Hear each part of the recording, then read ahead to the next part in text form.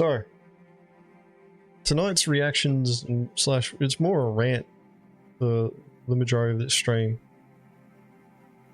The latest bit of news, it seems like there's this wave of, I guess, frustration would be the best way to describe it. A wave of frustration directed towards CIG about the glacial pace on development, about CIG's behavior and marketing tactics, and pretty much the treatment of the community. It seems like CIG has gotten to the point now where they haven't got enough new blood coming in, and all those, the old new blood, so those who have become backers within the last couple of years are starting to come around to the point where they're noticing that there's not as much progression happening, and the way that CIG has been talking to them is and treating them has been declining. Well, that's the general sentiment anyway. So the wave continues, and this, where we're going to start off with, I'll link the Spectrum post, just so that you guys are all aware as well. I do have the ads rolling as well for this, so every 30 minutes is going to be a minute and a half's worth of ads. I actually use this as a method of gating how much time I spend on a subject. That said though, for this particular one, this will probably take, you know, up to 45 minutes. Or I want to spend up to 45 minutes on it. It may end up being less, but there's a couple of videos involved. One of them I haven't watched, the other one I have. And yeah, they're kind of relevant to what we're talking about here. So what I'm going to do is I'm going to link the Spectrum post here. If you guys want to see it, it is closed in the sense that you can't comment on it anymore, but it still exists. Yeah, you could become a subscriber if you wanted to, but that's not required.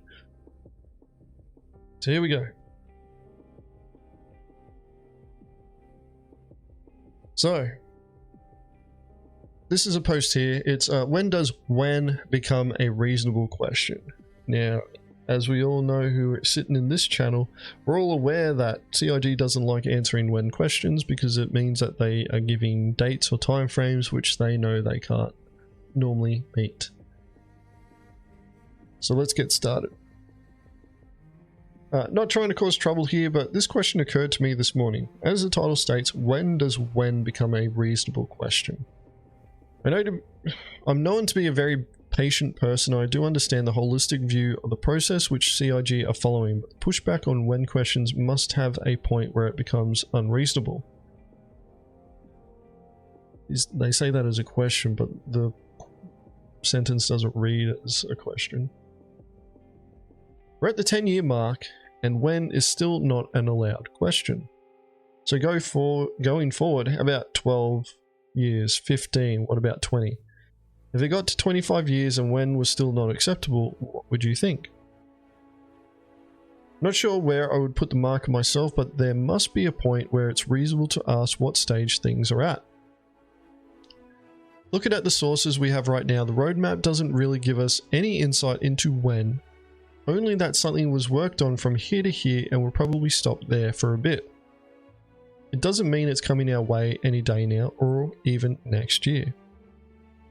The weekly shows I enjoy, but they've become more sporadic. The content doesn't always relate to the game itself and doesn't really give any hints regarding any when questions that we might have.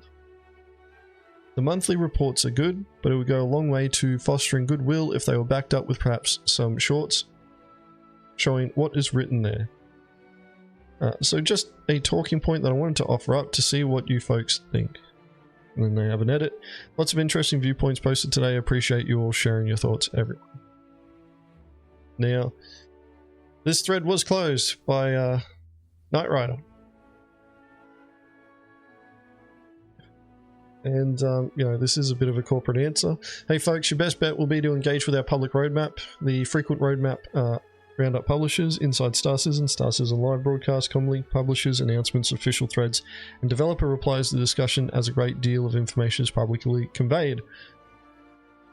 I reviewed the entirety of this and the participation within, and will be closing this here, as the replies have been mostly littered with unwelcome and simply ridiculous comparatives on development time / progress, with a liberal amount of snark and shade leveraged on the project, at staff, and toward development, all of which should be avoided, as this doesn't help in providing aid, assistance, or further toward a worthwhile dialogue in offering your perspectives.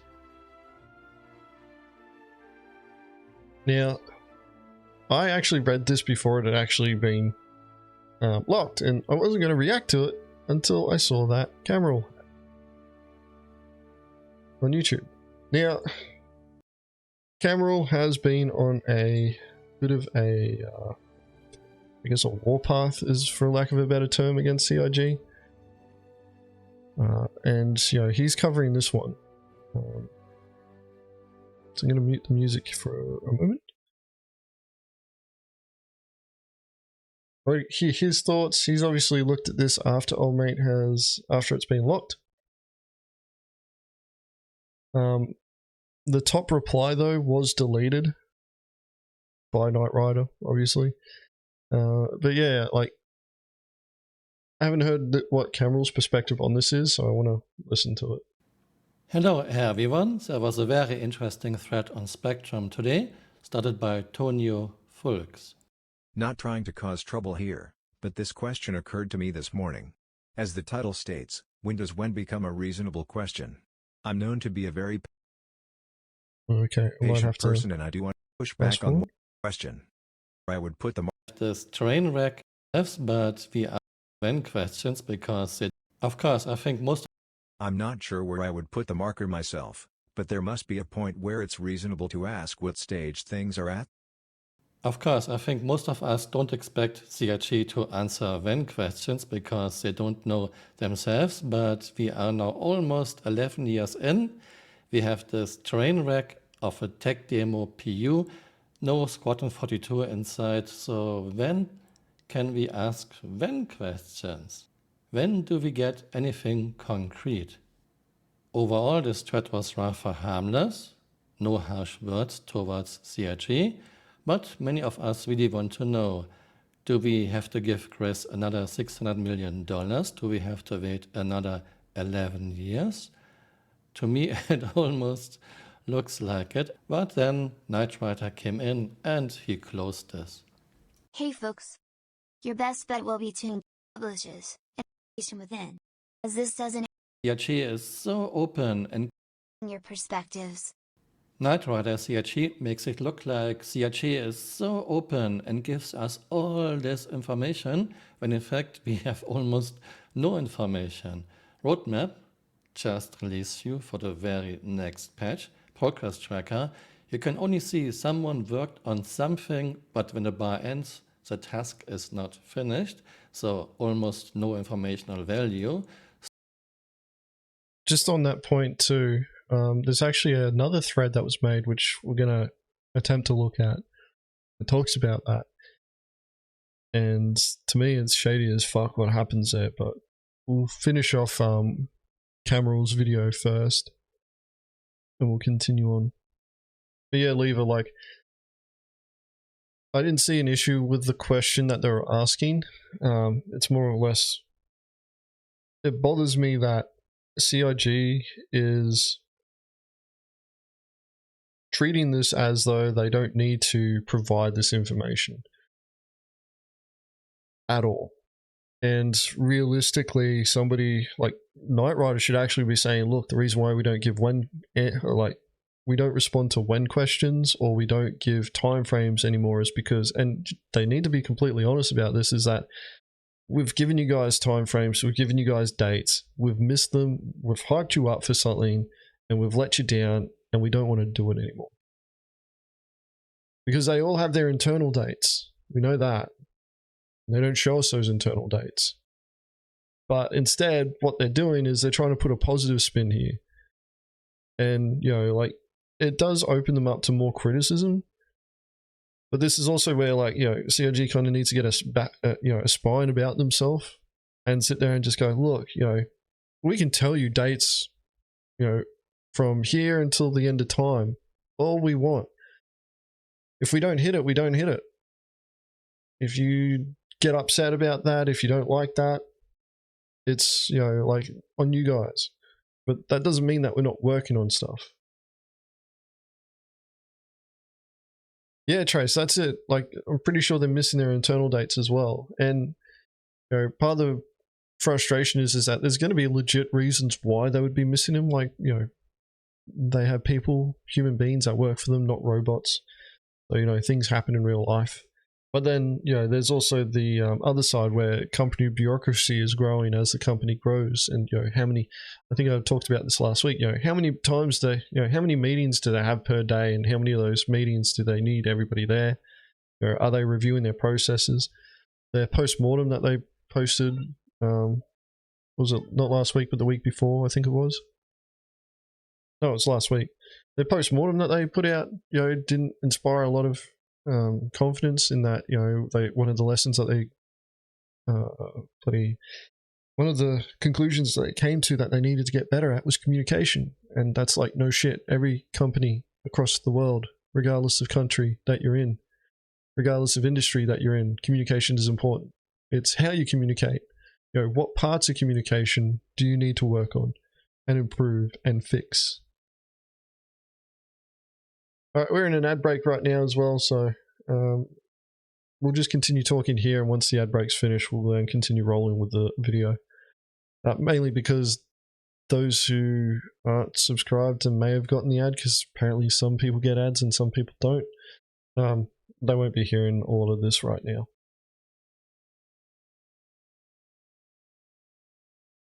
And yeah, like, that's a really good point. It's not to give dates, but to figure out why they keep missing them for not only months, but years. And I think they did that a while back by pushing Chris into the background and going, mate, you're not allowed in front of a crowd. You know? Chris, stop giving out dates. Where the fuck did this slideshow coming from? You know, how the hell are we supposed to achieve 4.0 in 12 months? You know, that type of thing. You know, if you go back through the citizen cons, you see very ambitious targets. And I think it was like, when we got, I think it was like 12 months after 3.0 came out, the tune had changed among CIG, and like, you know, Chris Roberts was coming out saying, yeah, I'm not allowed to give dates anymore. Yeah, and he still tries to do it, you know, even if it's a loose time frame. You know, most recent example was the bar citizen at Shanghai. It's kind of interesting with the way that it's been, like, the whole situation is being treated there, but like, they do need to work out their internal stuff. And what they're always showing to us is, like, there's always stuff going on. They're still in this perpetual build. You know, like Manchester office, you know, the new one that was built, the new office in Germany that's being built, you know, the new studio in Montreal in Canada that's being built. There's probably going to be upgrades to Austin and LA soon. You know, there's always something that's, you know, outside, external to the project of, you know, Star Citizen and Squadron 42, that something's happening that's outside of, you know, them, to you know, outside of the game's development, that could potentially impact and influence their, you know, development timelines. The other problem is like, they've gone dark on Squadron 42 and they only do the monthly reports. And the first bit of information that we've had, really, that's outside the monthly reports about Squadron 42 was fucking, you know, the Shanghai bar citizen. Hello, Soriel. But yeah, we'll continue. We're getting a bit off topic, or off track here. We'll keep talking. We'll let Camerals finish with this video, and then we'll keep the discussion going. Star Citizen Live? Yes, we are talking about things that are coming into the game in 5 or 6 years. Same with Inside Star Citizen, showing fancy videos of things that we might get 3, 4, 5, 6 years from now. None of those tools offer any informational value. It's all fake. Oh, and I didn't forget that we had a real roadmap once. Then CIG called us roadmap watchers and just removed the roadmap. 10 out of 10, Chris. That's because we made too much noise. Actually, no, that's why they reduced the scope of the roadmap, because we made too much noise. Of course, Spectrum is CIG's home turf. They can do whatever they want. They can close threads, they can ban people, that's fine. And we can decide if we still want to buy spaceships. Let me know what you think in the comments below and see you next time. Bye. Auf Wiedersehen. And he just goes into a little bit of a thing at the end. So yeah, Cameral's still on that warpath against CIG, and I really don't know what he's hoping to achieve other than trying to push people away, which I've always said, like, if there's anyone that is going to push back, like, any potential new backers away from Star Citizen, it is always going to be CIG. They are the best ones at doing it. Now, this was the next thread that I was going to be looking at. I'd seen it earlier today, and I'm going to link it to you all to show you that this is legit. It was deleted. And the title was, "The Progress Tracker is now a complete sham."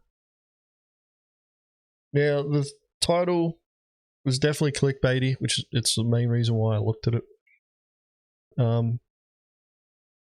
But they brought up a really interesting point in the thread, and it was something that they actually identified in the progress tracker. So we're going to come over here. And what they had said was essentially that the deliverables that they have left over, I'm going to have to zoom out here.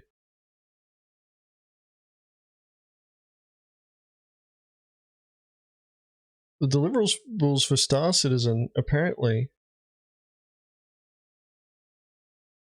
wow, I'm still looking at 2021. The deliverables for the game don't go past the fourth quarter of this year.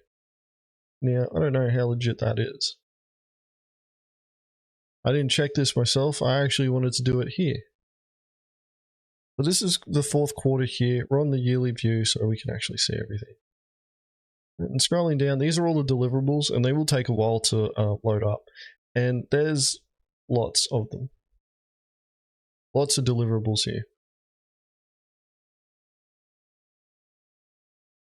Now, the thing about this is that the progress tracker is supposed to be the tool that we can use in order to see what CIG is working on. It does not mean that they've finished work on it. It just means that they've been working on it. When we come to the end date, you know, like where it stops here, miscellaneous support, ends in November, according to this.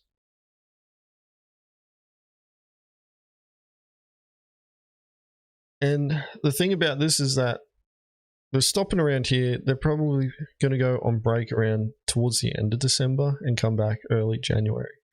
So to expect anything around this time, you know, it's kind of a non-issue right here. But the progress tracker is supposed to be what, you know, CIG has tied to their internal project management system, their Jira. So whatever they have exposed on Jira should be showing up here. And the thing is, and more than likely, it's a choice by CIG. It could be a bug, but more than likely it's a choice. Where they aren't showing past this point here anymore until, as Trace is pointing out, until they, like, you know, get into the fourth quarter and they have a better idea of what's going to happen in the first and second. But the thing is that CIG at the start of every year, everybody gets together and they have their meetings and they go, all right, sweet, we're going to plan the year out, and then, you know, they start scoping out. The thing though is that a lot of these lines we should still be seeing go past the fourth quarter of this year if it's attached to their internal Jira. Because for them to sit there and go, oh yeah, no, the work on this is stopping. Or, you know, like, we're not tracking work on this anymore. It's a concern because they keep directing us to it, as fucking Knight Rider did here. You know, public roadmap. This is the road. This is the public roadmap. This is their progress tracker, the thing that they keep directing us towards. You know, to those who aren't familiar, they'd look at this and go, holy shit, it's done. It must be done. They must be finished, right? Even though there's a caveat that tells you that it just means that the tracking is no longer focused on that particular deliverable. It's frustrating and concerning because it's a legit question when people sit there and go, well, when? And they come here and this doesn't tell them when. Like, this isn't a proper progress tracker anyway because there's no deadline. The end date does not mean that they're like that's when it's done. It just means that that's the end of the scheduled time that they have planned for it, and they may have more scoped out for later down the track. But as you can see, it only goes to 2025, so Star Citizen is confirmed for 2025 because that's as far as the calendar goes.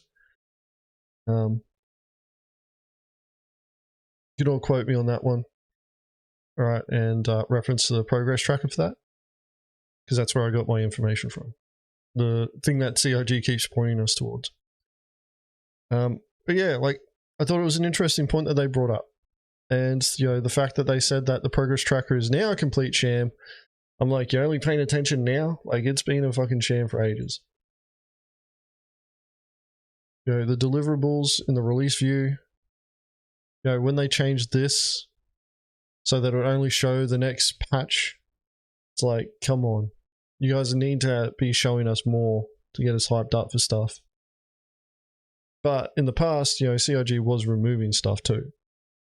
You know, they'd like be scoping out towards the end of the year and then it would have all this stuff in there, and then as they got closer to it, all the stuff would get gutted out. And then people go on Spectrum and complain. That's like, well, you know, they have a right to complain. You guys need to be better with your estimates, really. It's not like you haven't been doing this for a fucking 5 minutes. That's 2018 for this branch of the game. And they've been working on stuff for it.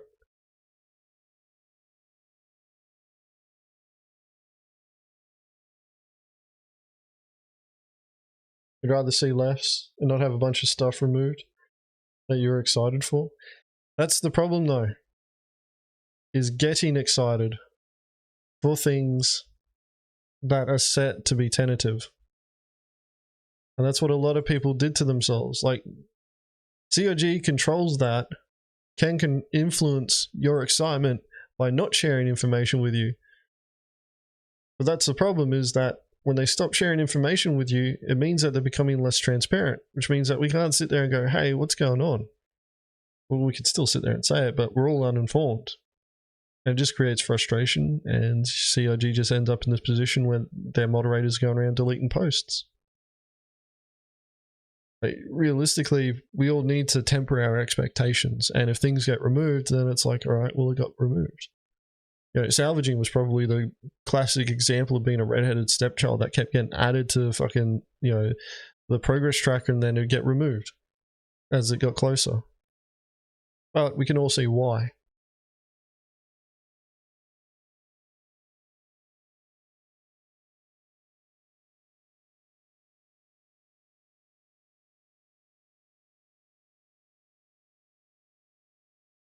Stopped adding cards when we stopped getting actual updates. Yeah. Thought they changed it to 2 patches out max. That was supposed to be for the release view, Sorial. Not the progress tracker. Because that was the point. Everybody was like, well, we can only see, you know, a couple of weeks, or correction, you know, the next patch. You know, the current patch and the next one, we can't see past that. Like, oh, the progress tracker will still have everything there. Well, not anymore. That said, I could be misremembering. Like, I could be wrong with that. But from memory, it was the release view was only of what we're going to get and maybe the next patch, which fulfilled their 2-patch requirement. Progress tracker was the long-term view. So you're going to see further down the line. And that was because the community created too much noise. And the reason why the community was creating too much noise was because CIG is not hitting their datelines. Well, you know, they're not achieving the internal deadlines that they're giving themselves, thus it blows out the public deadlines that they give us.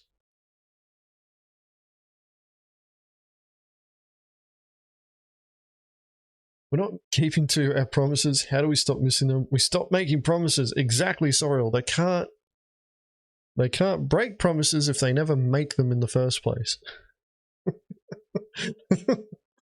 Oh man. It's a pretty sad time that logic actually checks out, and maybe part of their media strategy for dealing with you know, bad publicity. But you know, the game's still going to keep getting bad publicity. There was another video that Cameron had done, and it was on Jared, and it was on a Star Citizen Live. I think it was part 2 of the game dev one where Elliot was making a mission, I think. Well, they were showing something about Arena Commander. I can't remember. It was recent, and Cameron was highlighting. I don't want to do another video of Cameron because he has this warpath against CIG at the moment. And to be honest, I think it's an unreasonable stance to be taking. They're just constantly just ragging on CIG. Like, what are you going to get out of this, mate? You're just going to turn people away? So what? CIG will tap into another audience. They have the media. They have the money and the media capability to reach larger audiences than what most of their influencers can. And if they wanted to create an influencer army that supports Star Citizen, they could do it. But they don't. They have a few of them that I wouldn't say are in their pocket, but they have good relationships with.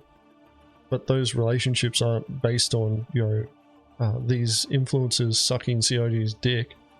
It's more like, hey, you know, you just showcase the game, and you know, we'll support you showcasing our game, and that's it. That said, CIG do pick and choose who they want to showcase, and if you're being negative, they won't showcase you. That's any business. But yeah, the point that I was getting back to about Cameral's other video about Jared was somebody was asking a Wayne question, and they were being facetious about it. They were being, you know, a dickhead about it. And Jared, you know, I think Jared had just had enough, and the way that he ended up reacting to it was, from my perspective, a bit understandable, but also unprofessional. Which, you know, realistically, sometimes the way that Jared presents to the community, I believe, is we're being spoken to like children at times. I'm not a big fan of it, but at the same time, I think it's part of his presentation style in that he's trying to be informative across a multi-lingual audience. So he can't be always as not affluent, but you can't really dress up your language too much and use larger words. So sometimes you simplify what you say and it comes across as though you're speaking to children. And, you know, it's also a method that you use to make sure you're not being misinterpreted. Yeah, with the way that Jared reacted to the when question, it was a bit unprofessional. And Cameron was like, you shouldn't be speaking to the community like they're children. I'm like, to a point, yes, but you know, this is one of those times where Jared's a human. He made a mistake. Hopefully he rectifies it.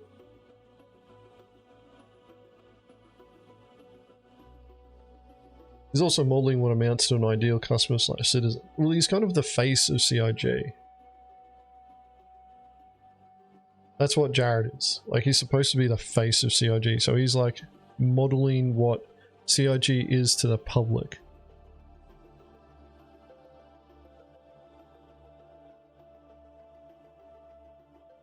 And people, like, because of his friendly nature, and, you know, he's a, I wouldn't say he's a great presenter, but he's very good at presenting. I'd say that, you know, he's just had a lapse in judgment, you know, got a bit fed up with it, decided to react. At least he didn't swear at him, you know. But honestly, like, you know, when I heard about this, because I didn't watch that Star Citizen live, because fucking a lot of them I've just stopped watching, because they're not informational, they're not useful. Like, a lot of it's just a rehash of something that they've worked on in the past and it's just slightly updated, or they're just showcasing something that I've already seen or already know how it is done. But it's more aimed at new audiences. You know, like, his reaction should have been like along the lines of, you know, it could have been somebody's first show and they don't know about when questions and what they've just received, or what the, you know, a new viewer watching Star Citizen development happen, and the main guy who presents Star Citizen, the way that he's reacting, if it was their first show, they'd be like, this guy's a dick, I'm not going to support the project. And as I said, CIG can do way more damage than what we can to their own product, quite easily.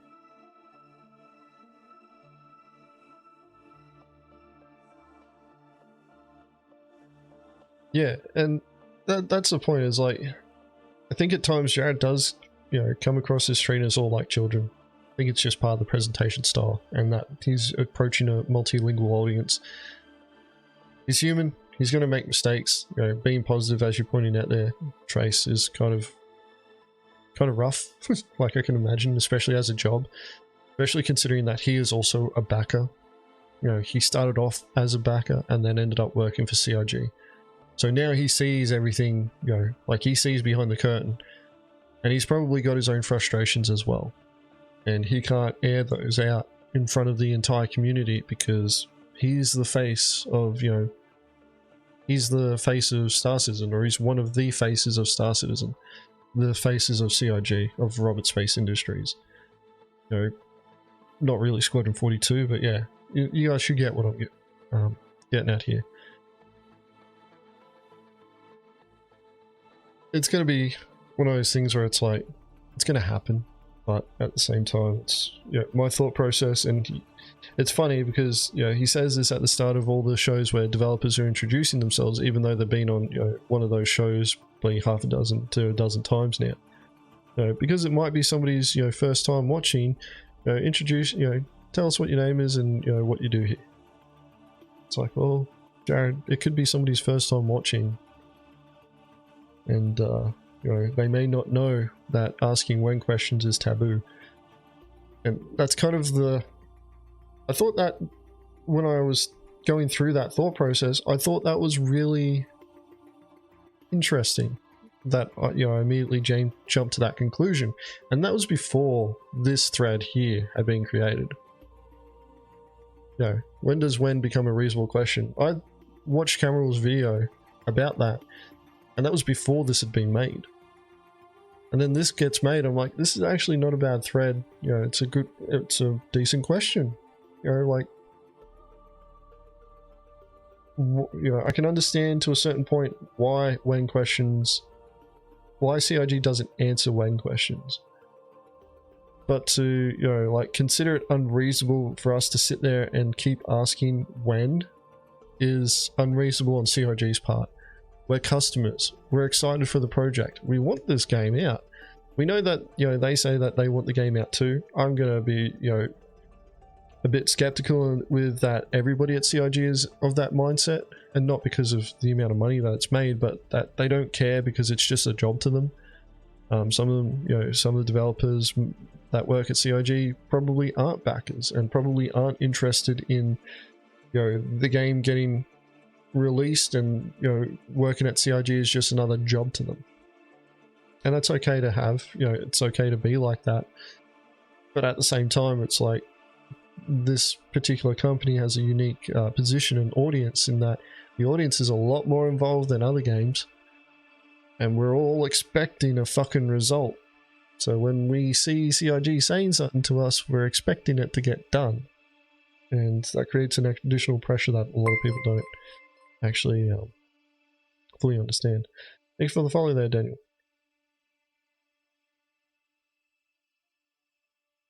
Yeah, I wanted to show off Mike's video here because it kind of ties into this as well.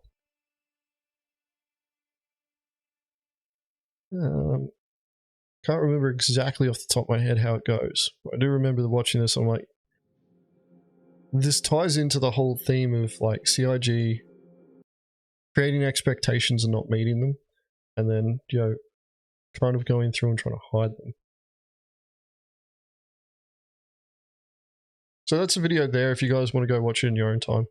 But we'll watch, this is Mike's video on Star Citizen has done this for years. Star Citizen has been in development for nearly 11 years now, and it has gone through a lot of growing pains over those years. But one thing that has remained consistent is after having some sort of a failure or doing something wrong, they say they'll do better. And we have had our latest example of CIG's version of a YouTuber apology, the 318 and 319 post-mortem. Now, I and many other creators have covered this thing from front to back, and you guys are probably quite familiar with it. So I plan to take a little bit of a different approach. Many creators in the Star Citizen space will report on things that CIG say as something that's actually going to happen. Myself included sometimes. Remember the letter for the chairman last year? I actually... It's half the volume. Give me a sec.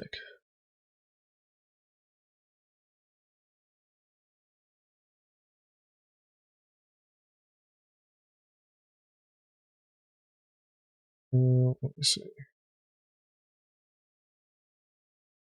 believed they cared about their game as a live service. Since the letters were written, countless things have proven the words in those letters completely worthless. But it wasn't just the letters. This goes back years in history. Let's talk a little bit about the behavior of CIG and why this behavior might actually be catching up to them.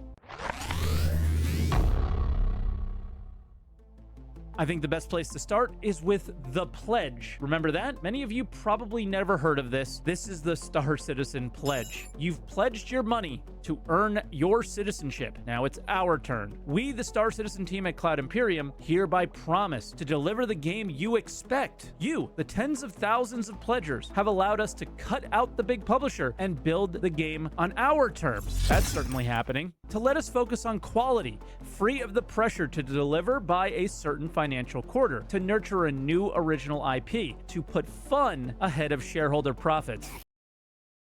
Yeah, that one's happening. We, the developer, intend... Just going to pause there. This pledge as well was made before 10% of shares were sold off to that media company.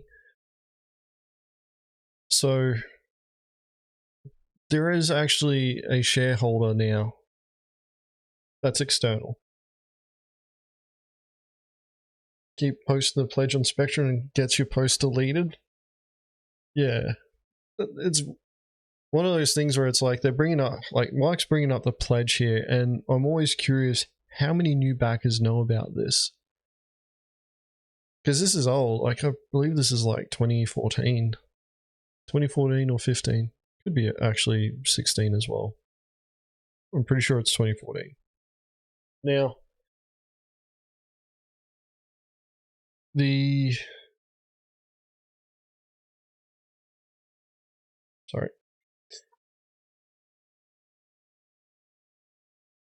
this pledge came out after the community had voted and said that they wanted CIG to focus on making the best game possible. So, you know, they essentially gave Chris free reign, because what had happened before this was that CIG had hit the crowdfunding goal. They continued crowdfunding on their website, and, you know, like Star Citizen at the time was still referring to Squadron 42 as Star Citizen as well. It was a bit confusing. They had kind of given it the name Squadron 42, but they weren't treating them as two different IPs at this point. They'd asked the community if, you know, CIG, if, you know, the community wanted them to stay the course, get the game out as quickly as possible, which was Squadron 42. That's the game that they kickstarted. They just called it Star Citizen at the time. And Squadron 42 was kind of the story of it. Whilst they also sold packages for the, you know, the multiplayer, you know, game that was inspired by Freelancer. That was based in the same universe, which was Star Citizen. Anyway, what we've got here is that they got to a point with their crowdfunding where Chris was like, we can do a lot more. We can do a lot better. And then they put it to the community to a vote. They said, hey, you know, like, do you guys just want us to focus on getting this game out ASAP? Or do you want us to, make, a game that pushes the boundaries? And it was, this is during the Kickstarter hype as well. This is all still, Kickstarter hype still going on. Star Citizen is still a fucking, concept. I think maybe the hangars were out at this time too. But we didn't even have, like, Arena Commander. It wasn't even a module at this point. All we had was, like, Wingman's Hangar and things like that. And, the community that voted at the time were like, no, go for gold. We want the best game ever. And the problem is that no fucking timeframes were given. At all. No timeframes, nothing. So what we're seeing here is that, the community at the time, which was significantly smaller than what we've got now, said, we're okay with it. And, hence why we're still here. And over the years, from, the time of this pledge, Chris was giving dates and deadlines and saying, yeah, we're going to hit these. And, the majority of the community, we don't have any idea of what's going on internally at CIG. We only know what they tell us. So when you get the CEO getting in front of everybody and going, yeah, we're going to hit all these deadlines and, progress is going so much further ahead, we're all like, yeah, shit. The head honcho's out here saying this. Ah, we're in a fucking ad break. It's supposed to give me a warning before it starts. I'll wait until the ad break finishes before we continue the video. But, yeah, in this sort of instance, we're in this position where we don't really know what we're getting ourselves into yet. We think that CIG is a lot further along and they're a lot more capable than what they actually have been telling us. So, of course, people are going to say, yeah, go for gold, Chris. We believe in you. We've already thrown so much money at you. And more people will get involved and excited. So, now we've got what we've got. The problem here, though, is that not many people know about this pledge, this promise from CIG. And the thing is about this pledge and why Mike's highlighting it is that CIG has told us, they've made a promise that they will be transparent, that they will show us what's going on. And over the years, if you've been playing Star Citizen, if you've been tracking the project closely, you will have seen a decline in transparency, a decline in what they're showing us. They're still fulfilling the basics of, their weekly shows. Although, like ISC, what is it? We only get 8 episodes of those a quarter.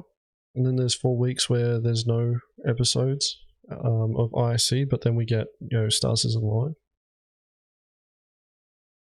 We're not really informed about what's going on in the background. Like, we don't get any sort of, like, dates outside of the release view. And the release view is still,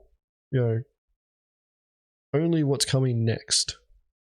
And a lot of people will say, oh, I only want to know what's coming next because I kept getting disappointed by CIG not hitting their goals. And it's like, well, because of that now, we don't know what they're working on. CIG has essentially got the license from that mentality to close off information because too many people get disappointed because they get themselves hyped up. I'm not going to say that it's their fault, but it's an angle of attack that CIG can use to go, well, we don't want to disappoint people by telling them stuff that we're going to not be able to achieve. And it's like, Chris, CIG, that's how your entire project started. Like, you guys told us that you were going to be able to do this. So this is the status quo of you telling us that you're going to do something and then you needing to be able to do it, or you working on it until it's done.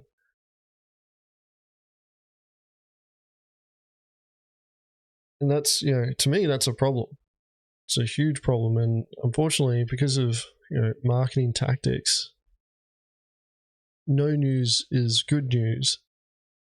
So by not saying anything, there's no bad news going out either. Anyway, we'll continue listening to what Mike says because he goes a little bit more into the pledge. tend to treat you with the same respect we would give a publisher. You will receive regular updates about the progress of the game. We will do a show and tell for each major milestone. They're doing that. Your voice will be heard and represented in our development docs and our feature wish list. You will see art and video, learn about how we intend to implement gameplay mechanics well before the rest of the world. The website will be updated and the community will be maintained. If no when questions, don't say anything about moderation, don't say anything that might make the game look bad. If that's maintaining a community, they're 100% meeting this pledge. Though the limitations of technology may slow us, we will always do our best for you. If it breaks, we will fix it. They didn't say when they will fix it, but the usual answer has been, well, we have plans to redo that, so wait until we get to it. How long has your favorite feature been waiting on an update, right?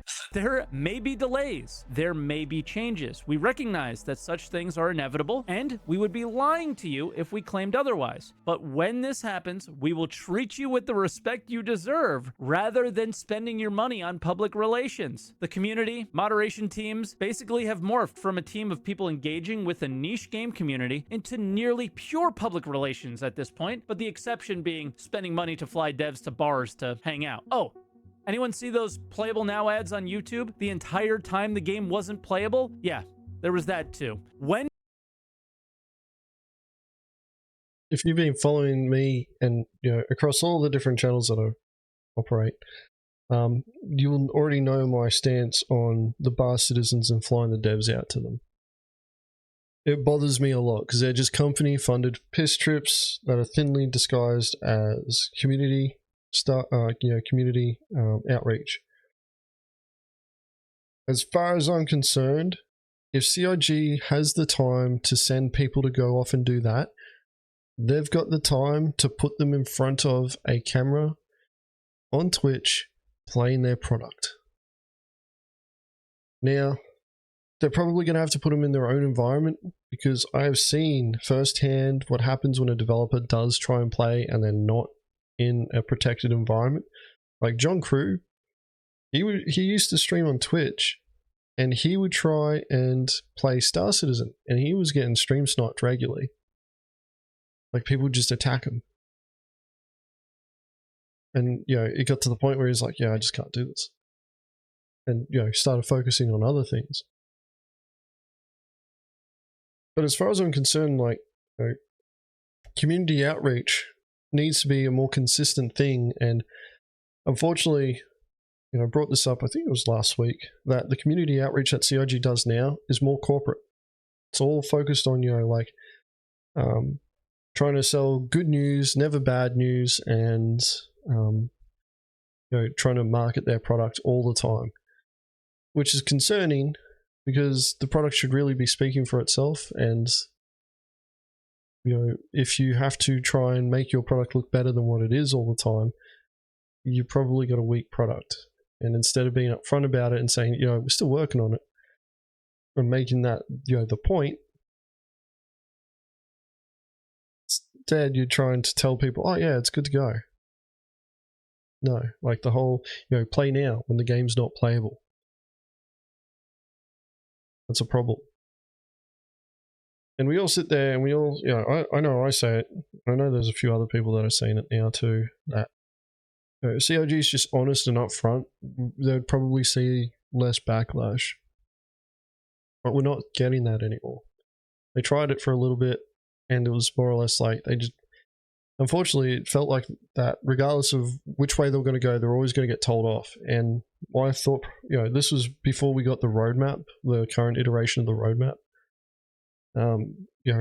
They had heaps of different roadmaps and things like that. And, they exposed a lot of data and how far along it, something was from being completed. They actually used to show that to us, the amount of tasks associated with it, how many tasks have been done for that week. And there were just people out there who were watching the roadmap like a hawk, and they were happy when things progressed and then upset when things went backwards. And it's like, okay, it's kind of understandable, but at the same time, CIG does make it clear that these are tentative dates, the tentative tasks, things can change, things, they may learn something along the way. There's no tutorial that they can look up on the internet and go on YouTube and look up how to make Star Citizen. A lot of it they're doing it on their own. And because of that dissent there, CIG made changes so that, they were getting less bad news. And, it seemed, unfortunately, it looked like it paid off for them because, when they started doing that, their sales started going up. They started restricting information, their sales started going up. But I believe we're reaching a point now with CIG's exhausting a market with how they're presenting Star Citizen now. And they're in this position where they can't keep trying to, sell the same dream over and over again. They're struggling to give updates on the product that they're building.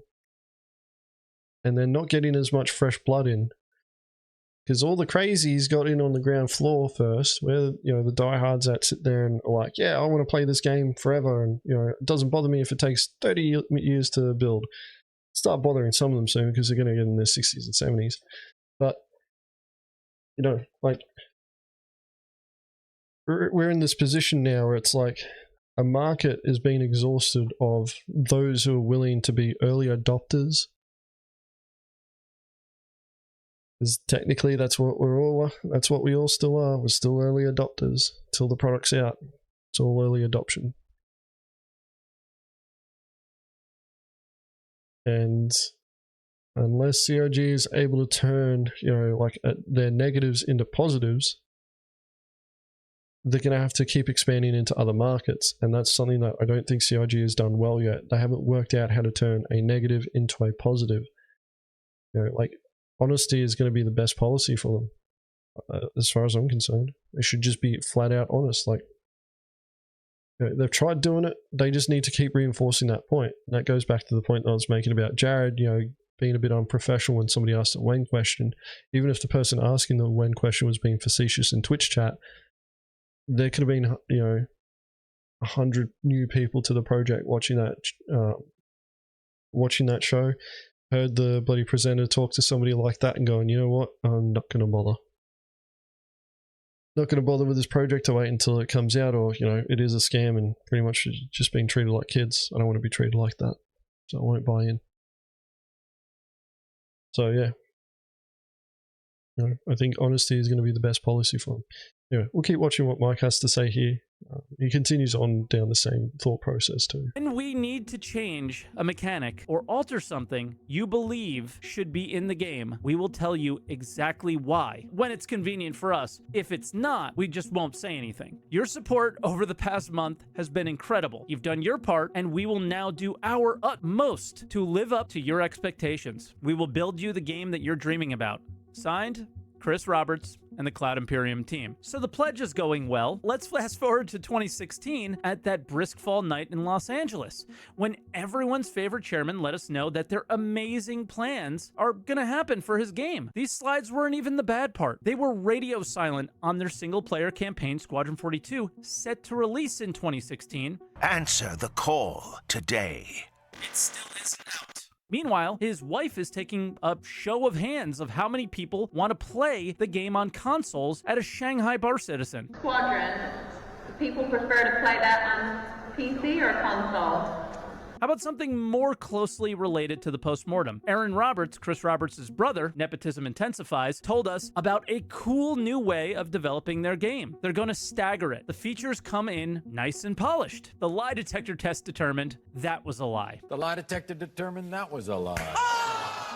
And back to the ones that did me really dirty, those letters from the chairman. They didn't have all the bells and whistles, like all the previous examples. They didn't seem blinded by the lights. They seemed motivated. I was in, 100%. I believed they were going to treat the live servers more like a game and the PTU like a testing environment. They released 3.18 without proper testing. They didn't prepare for the numbers they were getting. They put in ships that were only purchasable for real money in the game for many months after the standard they set for themselves was passed. Yes, they released very broken patches to live because they had another ship sale planned, and they ran events that they knew would degrade the servers after people finally could play after all those problems. And those were just the ones I can remember off the top of my head. How many things from CitizenCon last year are in the game today? Many of those features are not server meshing dependent. Keep that in mind this October as well. I don't believe a thing that is written or said by a single member of this company anymore. But that doesn't mean things are all bad. They're adding a lot of awaited fixes for long-standing issues in the next patch in 3.20. They aren't planning on doing this. They already did it. Listen, I love Star Citizen and I want it to be the best it can be. But if you're defending their behavior, defend them based on their actions and less on their intentions. Intentions mean nothing without action. And in the last few years, there's been some action. Sure.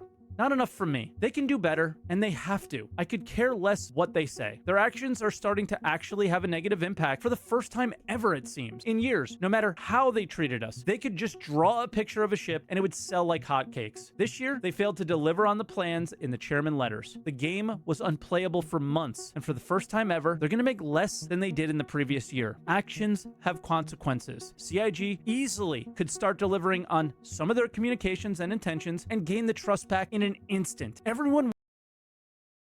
That particular part there, I take issue with what Mike is saying. I don't, like, unless he's got insider knowledge there, telling him, you know, like, these features are almost done and could go into the light build for Star Citizen, you know, like, in the next patch. Unless he's getting that sort of information, he has no fucking idea.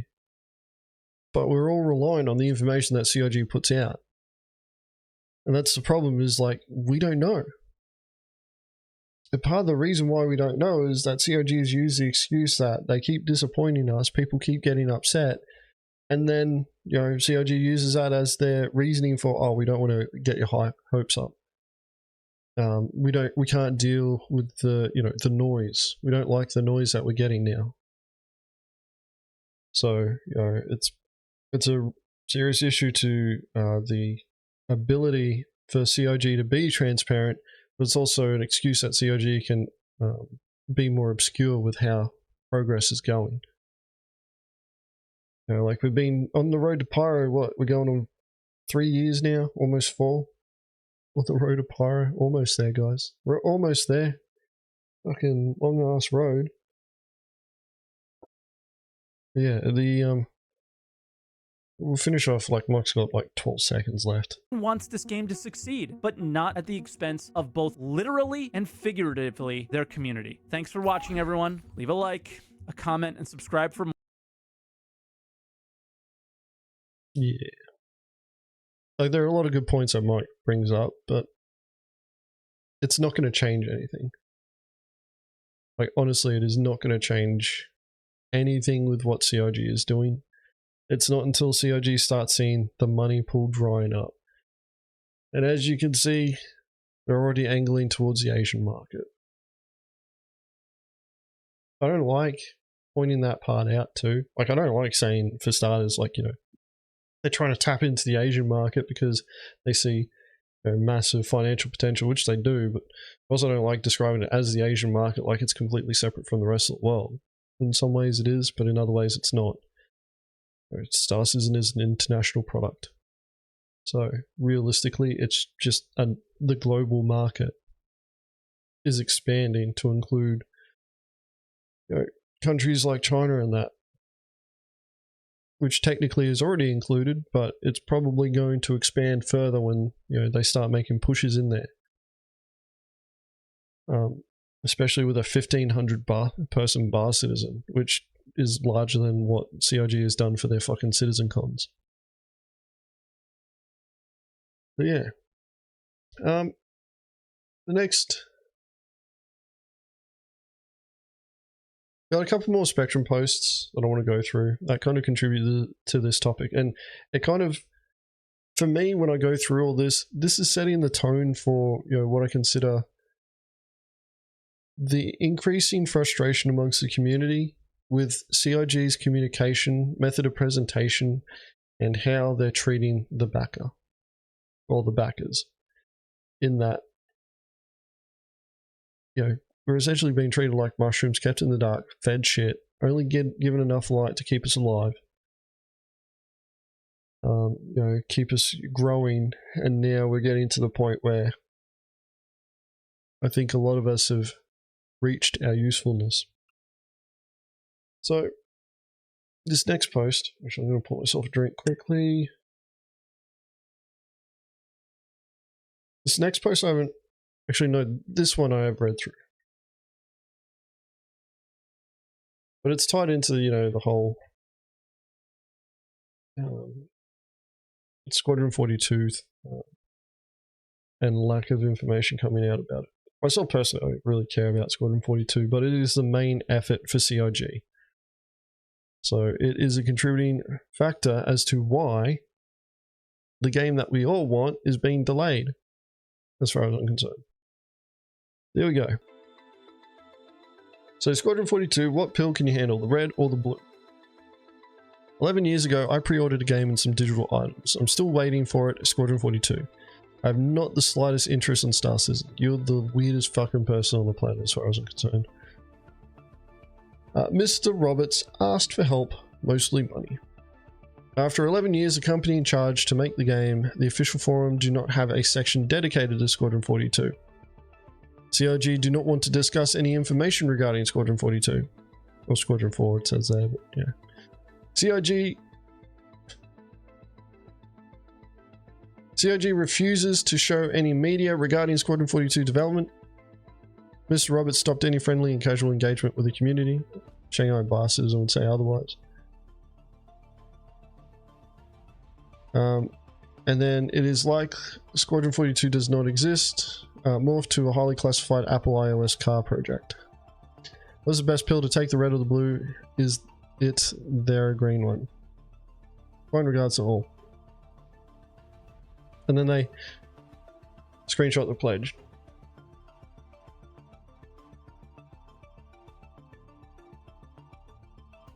Now, I was actually curious about the whole Squadron 42 thing, so let me go here.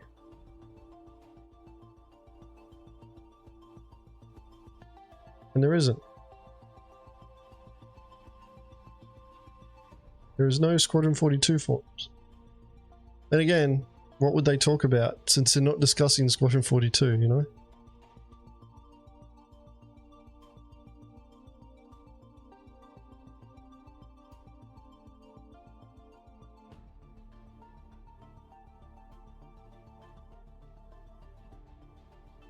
There's no dedicated section to even discuss Squadron 42. Even just to share the monthly reports for it, so that people can go back and read through it. Yeah, like CIG isn't releasing any information on Squadron 42 outside the monthly reports.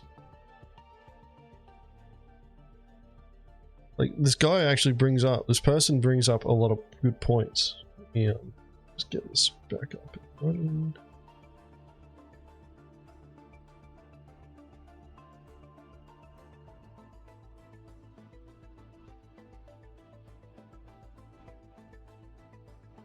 And this is supposed to be their main effort. And it's concerning. Like, we should actually be hearing a bit more about it. Like, we saw a vertical slice years ago. We haven't seen any more of it. We might see more of it at CitizenCon this year. That's what Chris hinted at the Shanghai Bar Citizen. So, keep an eye out for the CitizenCon, but he's still trying to sell his product, so of course he's going to direct people to the next big event that they're running. Yeah, what was it? Patch Watch or whatever. This is pre-recorded, isn't it? Yes, of course it is, Silence.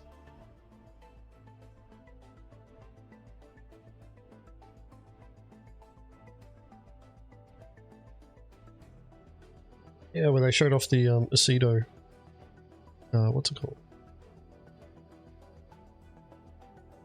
The Aceto satellite dish and all that, which to me, like, that entire episode was kind of just nothing. It really didn't contain much. Showed a few cool little things, but it just, I just watched them, like, they could have just invested the time in doing nothing else. I could have just not made this video and it would have been fine. And it seems like they came to the same conclusion. Now, the next post, I actually haven't read through this one yet.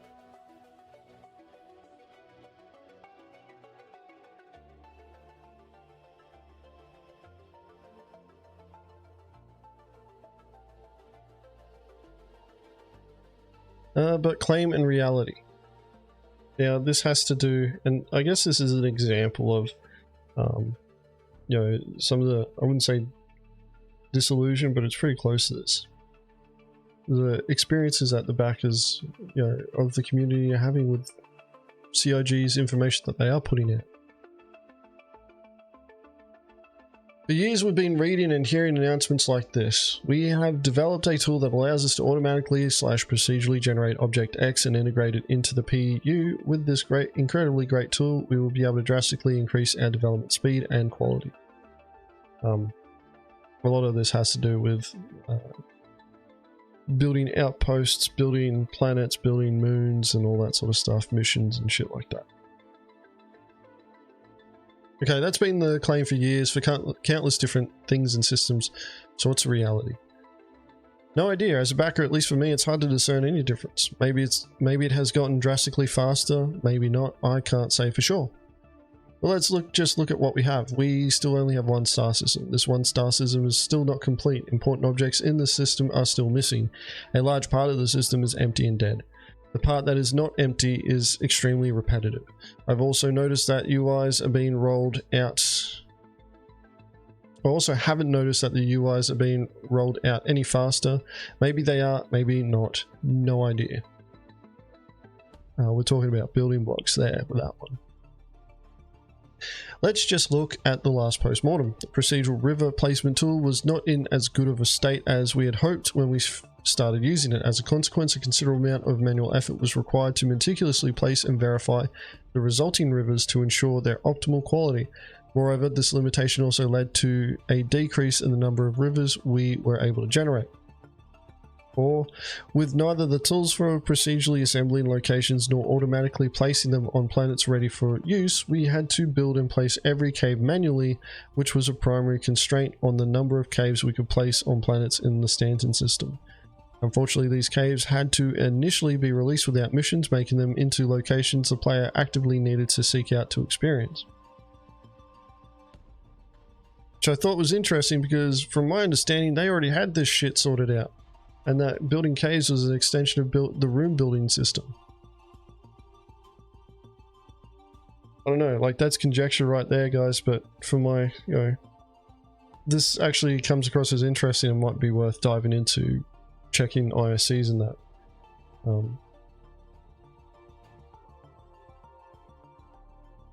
Apparently an ad is about to start, even though the pre-roll is supposed to be off for the next 7 minutes. We'll see. I want to be wrapping it up anyway after this one.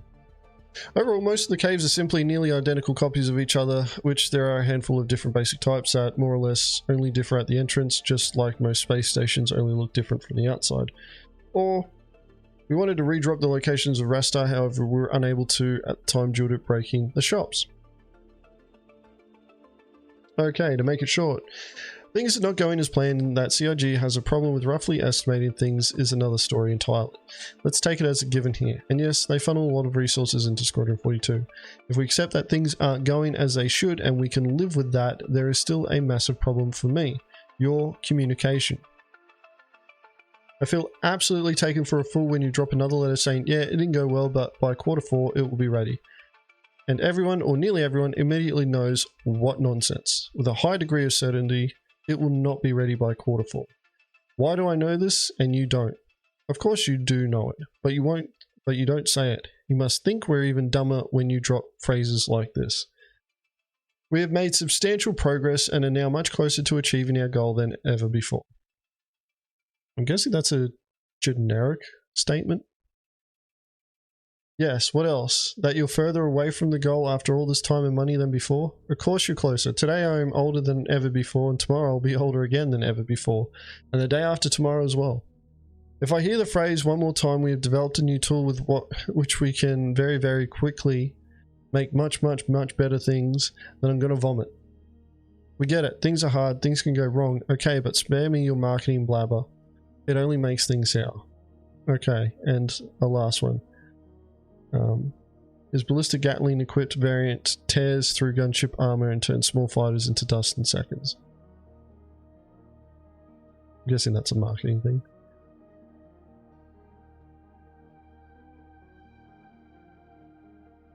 But yeah, like everything that COG puts out to us, and I guess to some people it's still a surprise, but everything that COG puts out to us is marketing speak.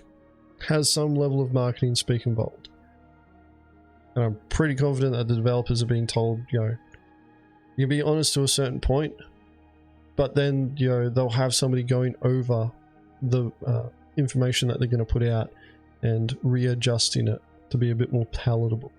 The problem is, though, is that, you know, they do end up saying, oh yeah, we've made progress on this thing, or, you know, we're working on this thing that'll make, you know, our jobs easier down the track. No shit, you should be doing that. Been doing it for years.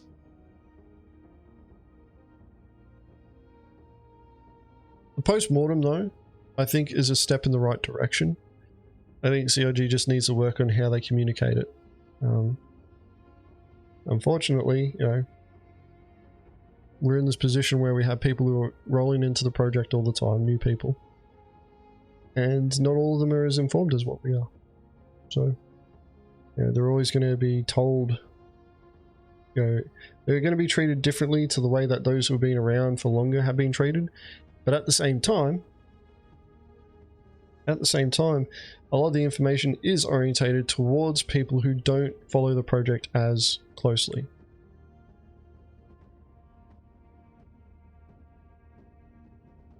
So, we're in this position now where we continue to be told by COG that they're working on it, they're building it, it'll be done soon. You know, there's progress happening. It'll, you know, make things easier for them. All the buzzwords without actually being told the results. And, you know, as old mate's pointing out here, and as I've said, like, we only know what COG tells us. What they put out is another thing. And unfortunately, because they've restricted their communication to only what they're going to put out soon, it doesn't look like they're working on much. Hopefully we see more progress from them from, you know, CitizenCon. Hopefully it's not like last year's where it was kind of like, yeah, no shit, we already know about all of this. And the stuff that you showed us about Pyro isn't really... It's kind of stuff that we already expected you guys to have. Not all of it's incredibly interesting. At the end of the day, and this is something that, you know, COG needs to acknowledge and come up with a strategy of dealing with, other than telling people, hey, you know, don't ask when questions. COG needs to come up with a strategy that allows them to address when questions in a way that just doesn't make it look like we don't want you asking us that. And they're going to have to do it every single time. Because, you know, every bit of content that COG puts out may be somebody's first bit of content that they're interacting with. And if they don't know when it's coming, and COG says no when questions, don't ask when. You'll get it when it's ready. It's not a very good look. Oh. That went for a lot fucking longer than I was expecting to. It's going to be a bit of a bitch to cut down. We just finished an ad roll though.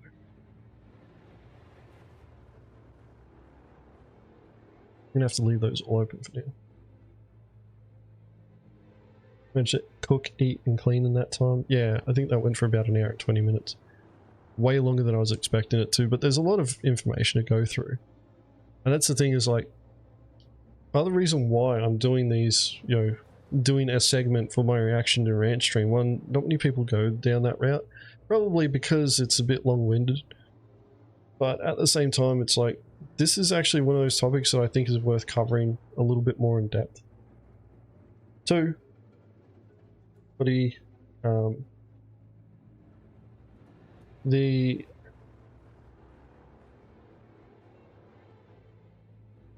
seems to be a recurring theme at the moment. You know, we're at the end of a patch cycle, everybody's getting bored. Star Citizen for the last 4 weeks is pretty much, you know, getting attacked to a certain, degree. Still have 2 hours of work, we can keep going. There's other topics to talk about too.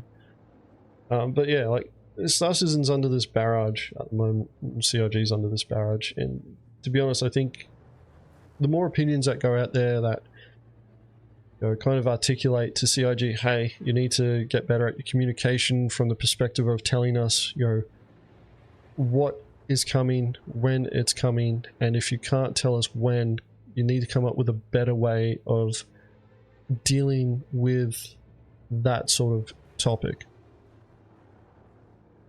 And if, you know, as I said towards the end of like the last segment, like, CIG I think just needs to start treating every bit of content that they put out there somebody's first bit of content that they're interacting with from Star Citizen. So, you know, like, if people have you know, people are going to ask the when question, it needs to be considered completely reasonable, and CIG need to be completely open and honest about why they do not give dates. And, you know, it seems to be this unwritten thing where everybody knows why CIG doesn't do it, because people get hyped up and CIG doesn't hit the date, then they get upset.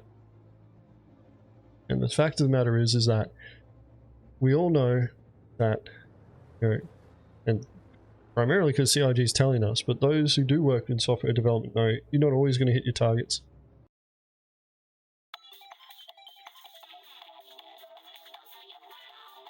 Yeah, Silence, I said in This Week in Star Citizen. So it would have been earlier today for me, but yeah, 320 is supposed to be released the day after This Week in Star Citizen, so we'll wait and see. Yeah, I'm not holding my breath. But yeah, CIG does need to approach those when questions, inform people why they can't answer them, and be open and transparent about it. Like, they need to communicate that. And they need to get better at their communication from the perspective of, like, hey guys, you know, we know that you can't, you are all hyped for this particular thing.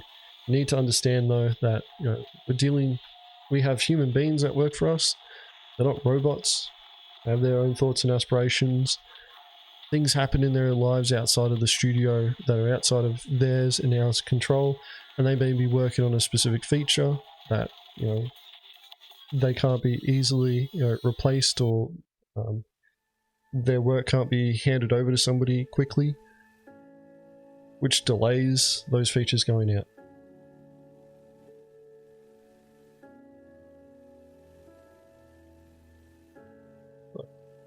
But you know, I think that's part of the problem. I don't think that's been communicated to CIG, you know, well enough. So maybe I'll make a Spectrum post on it, react to it next week. I have the time.